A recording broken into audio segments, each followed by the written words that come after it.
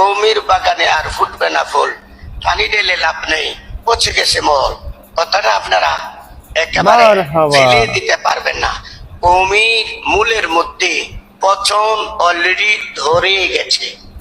এর ফলাফলটা, এর বরকতে ফলাফলটা কি হয়েছে জানেন?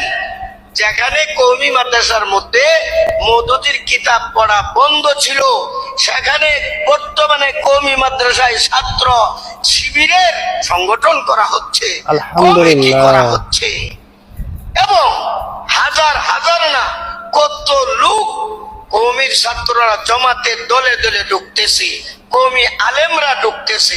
এমনকি পরাক্রান্ত হৃদয়ে বলতে চায়, আমার ছোট আপন ভাই, এর এমন ভাবে বুঝাইছি জমাতে যোগ দিয়া দিছে। কওমির লোকদের পছন্দ হয় না, পছন্দ হচ্ছে আপনার।